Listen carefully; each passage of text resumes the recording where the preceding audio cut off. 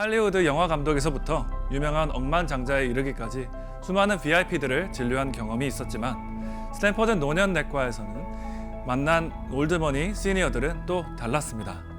그들이 건강을 위해 하고 하지 않는 것이 무엇인지, 나와 다른 것은 무엇인지 나의 모습과 대조하다 보면 쉽고 확실하게 알게 될 것입니다. 이 프로그램은 퍼시픽시티뱅크에서 PCB뱅크로 새로운 변화가 시작되는 PCB뱅크 제공입니다.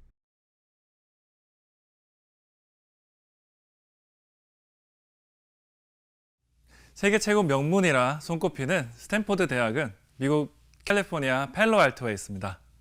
팰로알토는 실리콘밸리에 포함되어 있는 만큼 첨단 기술로 무장한 고액 연봉 직장이 즐비하고 스탠포드는 물론 명문 고등학교 학군으로도 유명해 미국에서 집값이 가장 높고 부유한 곳이기도 하죠. 그래서인지 이곳 스탠포드 노년내과에서는요, 미국 상위 1% 부자들의 시니어들이 주로 왕래했습니다. 이들 1% 시니어들의 가장 큰 특징은요, 올드머니, 즉 오랫동안 부를 축적하고 대대로 그 비결을 전수해온 부자입니다. 저는 레지던트 시절 UCLA 내과에서 일하며 할리우드 영화 감독에서부터 유명한 억만장자에 이르기까지 수많은 VIP들을 진료한 경험이 있었지만 스탠퍼드 노년내과에서는 만난 올드머니 시니어들은 또 달랐습니다. 부도 중요하지만 부를 풍족히 누리기 위해서는 건강이 기본이라는 것도 이들은 잘 알고 있습니다. 그래서 올드머니 집안들은 건강관리의 중요성도 빼놓지 않고 자녀분들에게도 전수합니다. 인간의 뇌는 거울 신경세포가 있어 특정 행동을 직접 할 때뿐만이 아니라 타인의 행동을 잘 관찰을 할 때도 활성화하며 그 사람을 닮아갈 수 있습니다. 그래서 오늘 제가 전하는 스탠포드 시니어들의 모습을 보고 듣는 것만으로도 여러분들이 많은 것을 배울 수 있다고 생각합니다. 그들이 건강을 위해 하고 하지 않는 것이 무엇인지, 나와 다른 것은 무엇인지 나의 모습과 대조하다 보면 쉽고 확실하게 알게 될 것입니다. 저 역시 스탠포드 시니어분들을 접하지 않았다면 LA에 거주하시는 한인 어르신들을 진료할 때 삼을 기준을 잡기 어려웠을 것입니다. 자, 처음으로 소개시켜 드릴 분은 83세 전 남성 올림픽 체조 금메달리스트 시니어입니다. 이분은 중증 치매를 갖고 계시긴 하였지만 근육량이 상당하여 한 번도 넘어져 다친 적이 없었다고 하셨습니다. 이처럼 근육이 있어야 넘어지지 않고 남에게 의존하지 않고 내 두 다리로 건강하게 살며 신체적으로 독립성을 지킬 수 있는데요. 나이가 들어서도 손실 없이 많은 양의 근육을 유지하려면 어떻게 해야 할까요? 하루라도 젊을 때 근육량을 늘려놓는 것이 정답이겠죠. 너무 늦게 운동을 시작하면 근감소증으로 인해 근육량을 늘리기 어렵기 때문이에요.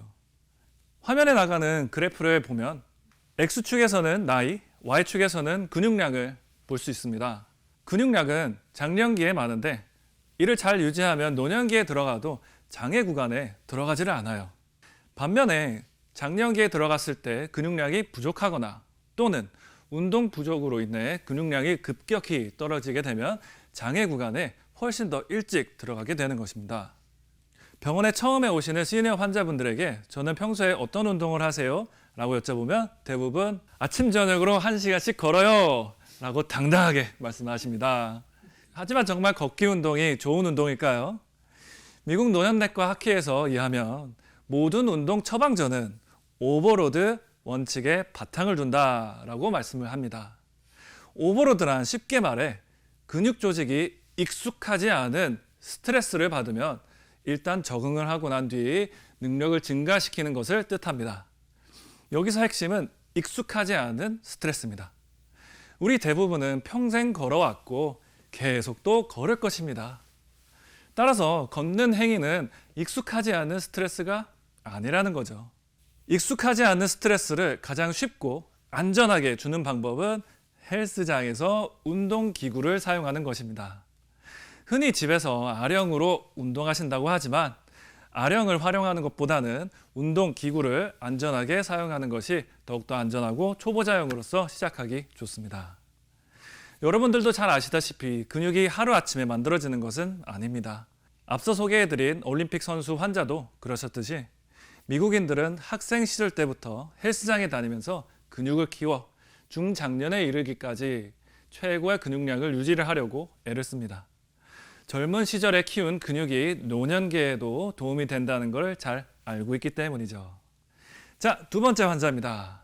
스탠포드 대학병원에서 근무를 하던 어느 날 미스터 앤더슨이 입원했다는 이야기를 여기저기서 들렸습니다. 저는 동료 의사에게 Who is he? 누구예요? 라고 여쭤봤는데 동료는 스탠포드 대학교에 거액을 기부한 사람으로 앤더슨 센터를 세우고 그 안에 전시된 미술 작품을 기부한 큰 손이라고 말했습니다. 드라마에 나올 법한 재벌 수준의 환자였기에 저는 살짝 긴장한 상태로 입원실에 이러고 들어갔습니다. 하지만 입원실에서 마주한 노 부부는 저희 예상과는 다르게 푸근한 미소를 저를 맞아주셨고 마음씨 따뜻한 그분과 그의 가족들은 입원한 기간 내내 오히려 의료진들을 살뜰히 챙기며 모든 의료 서비스에 감사를 표했던 기억이 있습니다. 미국 심리학자 에릭스는 정신분석학적 관점에 따라 인간의 발달을 영아기에서 노년기까지 총 8가지 단계로 구분했는데요. 화면에 나가는 테이블에서 보실 수 있듯이 장년기, 노년기에도 자아통합 때 절망감이라는 내적인 갈등이 존재하고 이를 해결할 시기라고 보았습니다.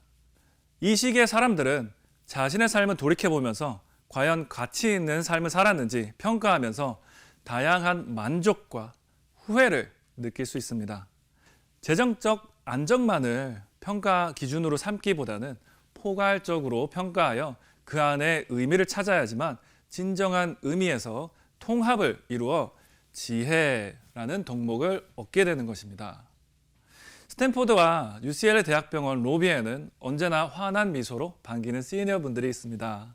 그들은 모두 자원봉사자지요. 알츠하이머 어소시에이션에는 치매가 있는 가족에게 언제나 전화로 도움을 줄 수 있는 응급 연락망을 갖추고 있는데요.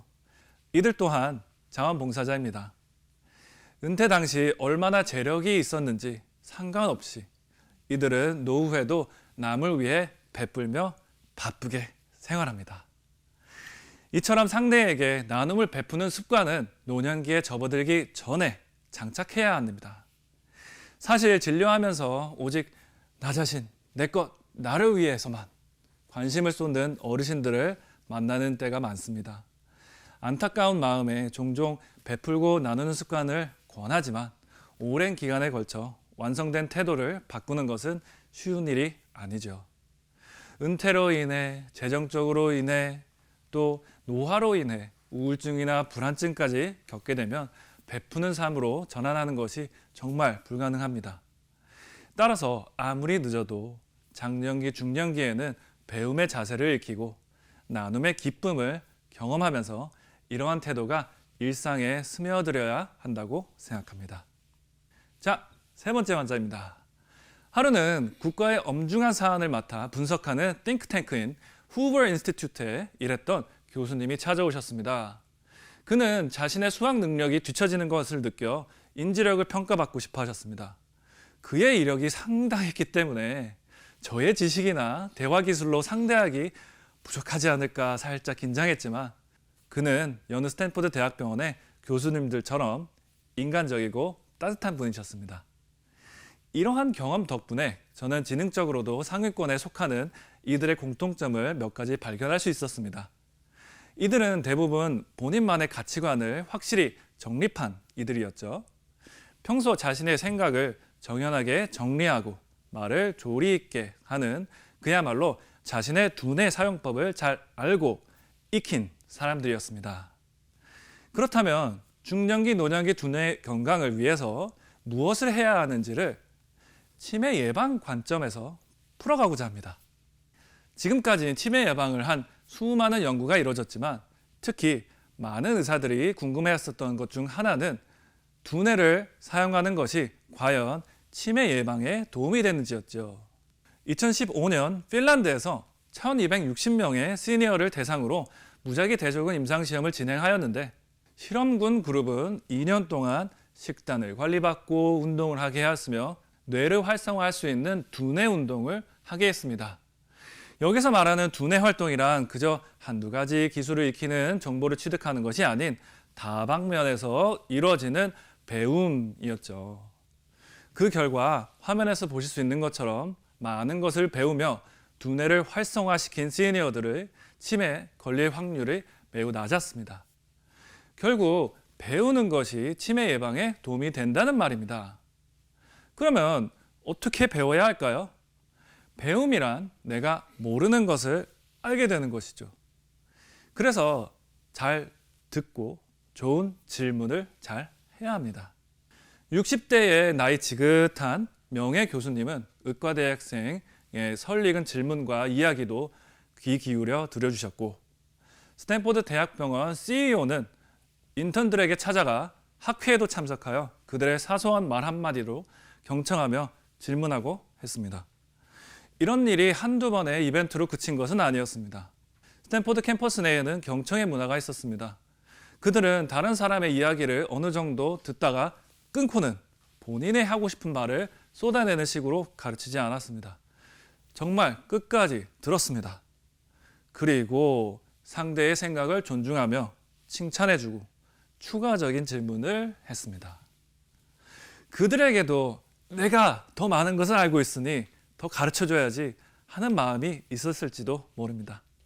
하지만 그렇다고 해도 상대의 이야기를 끝까지 들어보고 이를 분석하면서 배울 점을 찾아냈습니다. 바로 이런 문화가 있었기에 실리콘밸리가 탄생할 수 있었던 게 아닐까 생각해 봅니다. 이런 환경에서 자라고 훈련받아 배움의 자세가 습관화되었던 이들이 학교를 졸업하고 창업을 한 회사에서도 이런 같은 마인드셋으로 기반으로 서로의 의견을 경청하고 궁리를 하다가 인간의 니즈를 찾아내어 구글, 페이스북, 애플과 같은 대기업을 일구지 않았을까 싶은 것입니다. 오늘 소개해드린 제가 스탠포드에서 접한 몇 분들의 예제를 통해 근력의 중요성, 나눔의 기쁨을 경험하면서 지키는 나의 마음 건강, 그리고 경청과 양질의 질문으로 통한 끊임없는 배움의 중요성에 대해서 알아보았습니다. 오랫동안 부를 축적한 사람들이 자신의 재무 상태를 정확히 파악하고 미래를 설계하는 것처럼 자신의 건강 상태를 정확히 파악하고 정확한 목표를 두고 설계하여 건강하게 은퇴할 수 있습니다.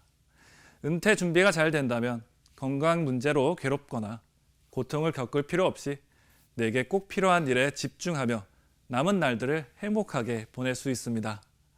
여러분들도 현실적인 노년기 건강 설계를 잘 준비하시기 바랍니다. 감사합니다. 이 프로그램은 퍼시픽시티 뱅크에서 PCB 뱅크로 고객 여러분께 새롭게 인사드립니다. PCB 뱅크 제공이었습니다.